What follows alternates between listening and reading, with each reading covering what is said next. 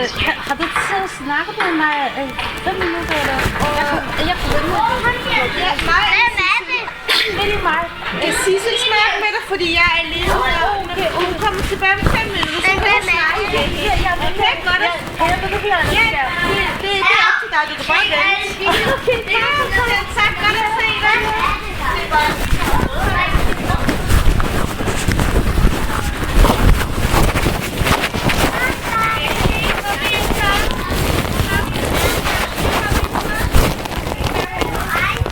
Jamen, vi skal stadig rundt på døren. Så ud eller her? Udenfor. Så skulle jeg jakke på. Skal I spise frokost da? Ja, vi har spist frokost. Og I har spist der? Hej.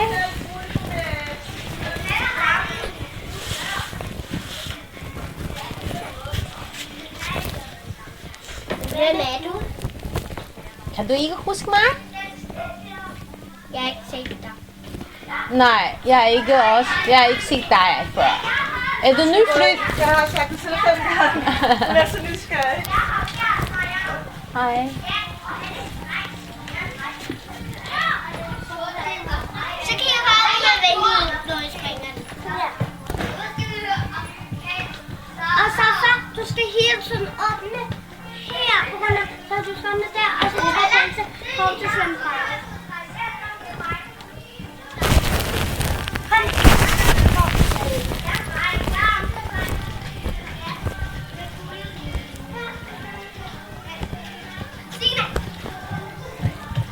Hvad vil du? Lege med dig. Hold jeg viser, hvor I skal springe den, okay? Ja, så I skal springe med. Sina, er der bedre? Lad os se. Sina, er der bedre? Hvor I skal springe med. Jeg er først til noget.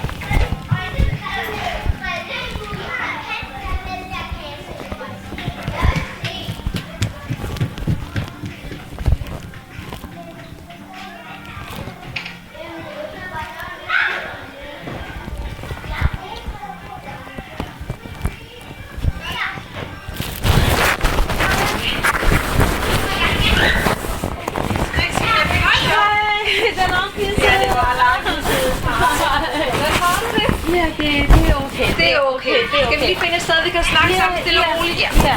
Øjeblik. Ja.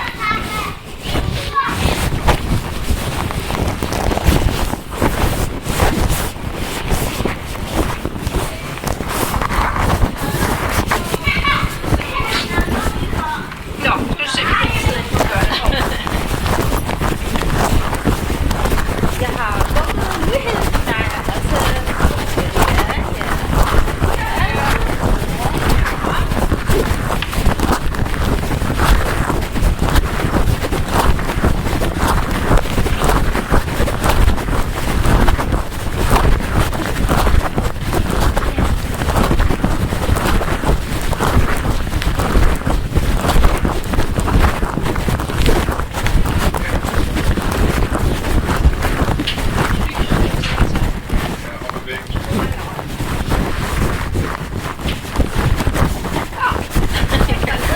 Ja. Skal jeg lukke døren? Hvad så? Hvordan er det?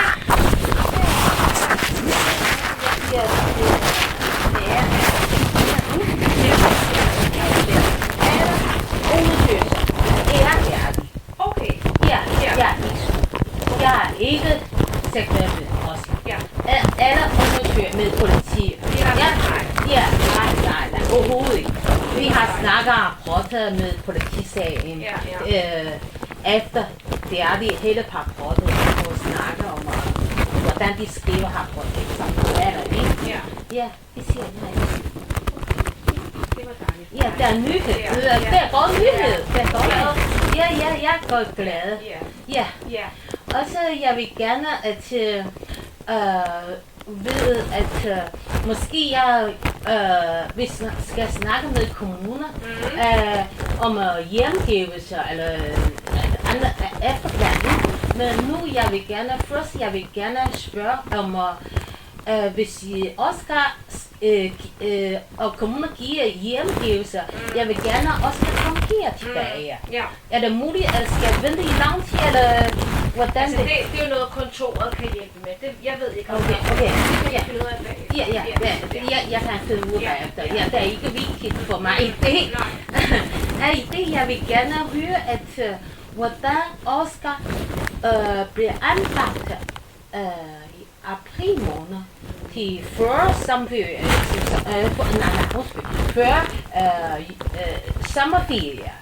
Han har været her. Hvordan han har det? Jeg synes, han havde det fint. Okay. Men også på den måde, at han lukkede lidt ned. Så han ville ikke snakke om det derhjemme. Så, altså, han tog lidt sådan en maske på, kan man sige det? Altså han havde svært at fortælle om, hvordan han havde det. Ja, jeg har husket, der er 2 ting. Jeg har husket, at du siger, at han klager meget andre og vokse og siger nogle børn. Og han gør det stadig. Ja, det ved jeg jo så ikke, om man gør nu. Nej, ikke nu, men dengang, det gjorde han, dengang det gjorde jeg. Holder øje med, hvad de andre gør. Okay. Men det blev lidt bedre. Og lidt bedre. Okay. Jeg bare spørger, efter anbragt, jeg bekymrer, at han er ikke så godt, eller jeg bare spørger, ikke? Også jeg tror også, jeg synes, det var rart og godt at være i skole, fordi der var tingene, som de plejer. Så kunne han lidt glemme, det er svært derhjemme, det er svært hos plejemor og plejefar. Så jeg tror, det var godt at være i skole, fordi der var det ligesom, det plejede at være. Så kunne han lade være med at tænke på alt det derhjemme. Så jeg synes, han havde det godt i skolen. Jeg synes, det I som god lærer og skolelærer, det passer ham efter, når han kommer tilbage. Derfor vil jeg gerne også komme tilbage, det er skole. Også, det har jeg kigget den nye skoler, som har prøvet, som de har skrevet, at, og jeg synes bare, har Oscar slået andre børn? Tit, eller... Nej, her er det kan godt være, at han kom til det nogle gange. Men det er ikke noget, han gjorde tit. Det tror jeg ikke. Nej, og fordi jeg har snakket med, jeg glemte, hvad man lærer, hvad voksne har snakket. Fordi i den dag, Oscar er bange for at komme i skoler. På grund af, at han bliver bange og bliver slået. Og derfor, han siger, at jeg vil ikke komme til skole, fordi nogle andre kan slå mig. Hvad hedder han der i dansk? Hvad hedder han? Altså en, der var her? En voksen eller et? Nej, ikke voksen. Nej, ikke voksen. Nej, ikke Alexander, det er i danske børn. Det er lyserhår. Nå, Silas. Silas har slået ham. Ja, i starten, Det var voldsomt, Oscar har bange at komme her, og på grund af Celia og slå ham. Og jeg kommer her og fortæller, kan I mærke på, at på grund af den der, ikke? Og bagefter, og Oscar siger ikke nogen. Og når han siger, at jeg er bange for at blive slået af Celia, og jeg siger, du kan skyde ham. Når han slår dig, du kan gøre og kære nogle voksne og kalde nogle voksne og hjælpe, ikke? Men han siger, jeg er bange. Ja, det var så, det var den. Og derfor jeg kommer til skole og snakker med, fordi jeg beder om hjælp, ikke? Men nu det er skoleskoler. De siger, og Oscar slår andre børn tit. Nu er det ham, der slår? Ja! Okay. Det er omvendt. Nu er det omvendt, Jeg tænker på, at det... Hvad sker der? Det ved jeg ikke. Det ved jeg ikke. Jeg har lige fået den rapport, jeg er overrasket. Det klarer han ikke at gøre. Nej. Men hvordan er det nu? Ser du Oscar nu, eller ser du slet ikke Oscar nu? Hvad mener du? Kommer Oscar hjem til dig på besøg nu? Nej, vi snakker med kommuner. Vi har lige til rette. Og jeg ved ikke, hvordan gør kommuner nu. Men jeg tror, det giver hjemmegivelse fra starten. Men lige nu er du hos lige nu der er ikke hjemme. Er han hjemme hos dig nogle gange, eller slet ikke hjemme hos Ikke nu. Ser du Oscar hjemme nogle andre steder, eller? Nej. Må du besøge Oscar? Ja. Hjemme hos Adskilt og Tilde, eller hvor ser du Oscar henne? Nej, vi kommer til den samværelse. Farbo. Kender du Farbo? Ja. Vi besøger her. Ja. Farbos sidste rapport, de siger, vi er der så godt. Ja, de kan mærke, jeg og Oscar elsker hinanden. Vi er så godt. Det er, jeg kan selv ikke besøge. Nej. Så du håber, det vil hjemgive Oscar? Ja, det håber jeg. Ja, det er bare det, jeg var mærkelig. Jeg tror, jeg skal snakke med en ny skole om. Okay. Hvad tror du, skal jeg spørge, hvorfor Oscar, de skal også skrive om Oscar holder andre piger og kys. Okay. Ja, i lang tid. Okay. Og selvom det piger siger nej. Ja, det var mærkeligt. Oscar, jeg ved ikke, Oscar har første kæreste her, du ved. Det er i børnehave. Nu er nummer 3 eller 4. Ja, sådan er det. Han har købet i den der børneringe og trænet i papir og nogle mange hjerner. Og giver den første kæreste i børnehave. Ja. Og ja, det var det. Jeg ved ikke, er det god, eller det han er det. Og nu, han bliver så våd og pris, selvom de siger nej. Hvorfor han er så våd for mig? Ja. Hvad siger Adskilt og Tilde? Har du snakket med dem? Nej, jeg har lige fået det. Jeg har lige fået det. Okay. Ja. Jeg ved ikke, hvad der sker på nej, fordi I har ikke nogen rapporter til mig, nej, eller? Nej, det har vi ikke. Har du nogle gamle rapporter? Nej, det tror jeg ikke. Nej. Vi har ikke lavet nogen rapporter på Oscar. Nå. Det synes jeg ikke, det har. Nå, okay. Nej. Men den nye skole kan jo skrive til mig, så kan jeg jo snakke med dem, hvis de vil. Ja, hvis de har brug for at høre, hvordan det var på den der skole, så kan den nye skole jo skrive til mig. Så skal jeg snakke med dem, hvis de vil det. Det kan jeg kontakte. Det må jeg gerne. Jeg vil gerne vide, hvad sker der, hvorfor han bliver omvendt i så mange. Ja, okay. Nu jeg bliver mere roligt, fordi det er svært for mig at sidde ud af mine følelser. Ja, jeg er stadigvæk bekymret. og jeg har købt, som sidst når jeg har mødt Oscar, og han ønsker, han vil gerne købe en julegave til Alexander. Også den, hvad hedder det? Lulu. Hvad hedder det? Lulu. Må jeg give julegave til det og til Alexander? Alexander går her ikke mere. Ja, det er godt. Okay. Jeg kan ikke kontakte med hans forældre, fordi jeg hører om, at de er skilt, eller de bor ikke sammen, og også Alexander flytter ny skole igen? Ny skole. Det er Nyborg Kommune. Ja. Helt over på Fyn? Nej. Nyborg.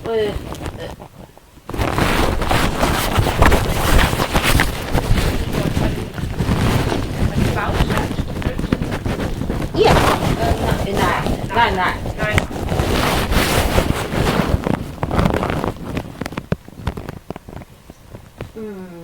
Ja, hvad er det? Ja, det er fint.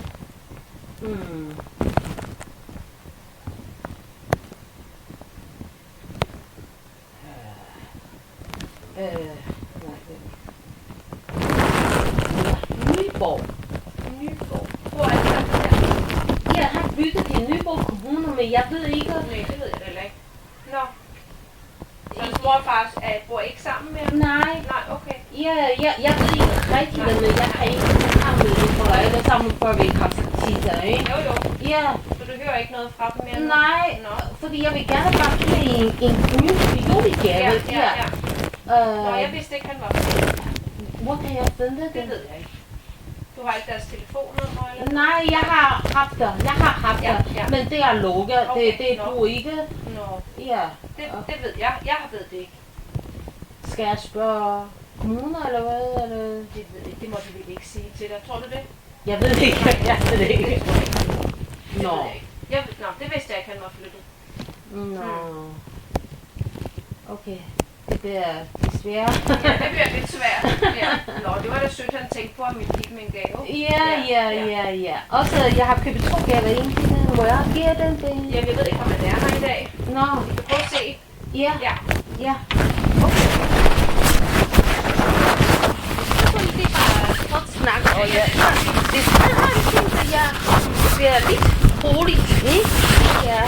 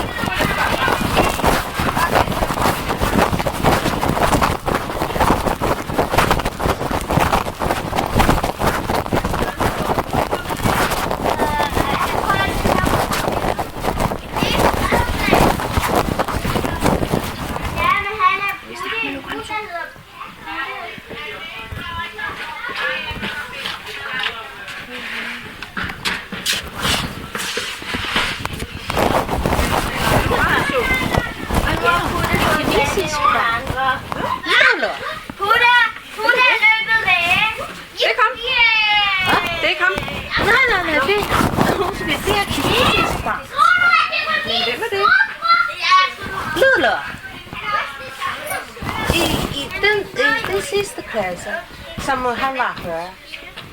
Jeg troede kun, der var center og nu er de jo skiftet til første klasse. Ja, så hvad kan du gå forbi dig sådan der? Jeg tænker på, at hans danskerne er... William. Ja. William, ja.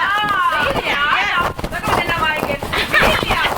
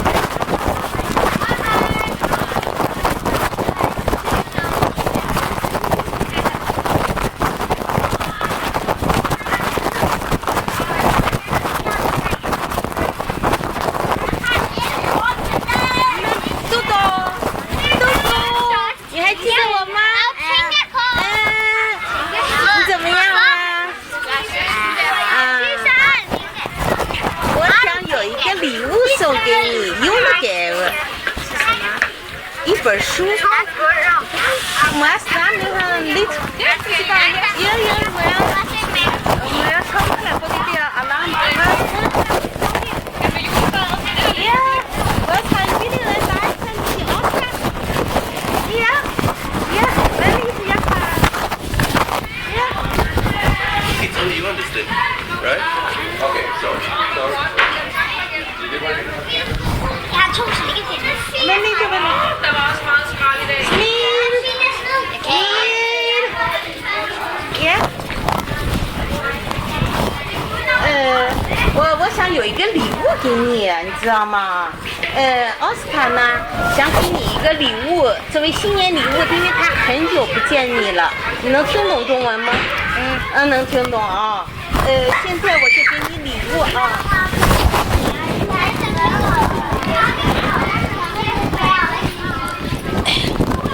我没有那个包装，你知道吗？没有包装。这本书没有包礼物，这是给你的新年礼物。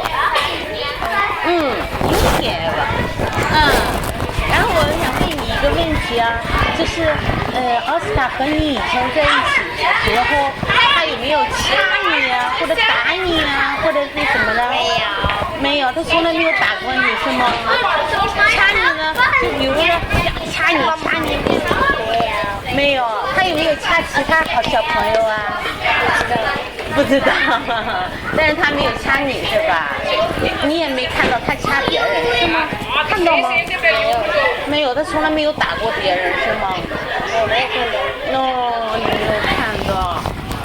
你是好孩子，祝你新年快乐啊！新年快乐，高丢，你快长大，越来越漂亮。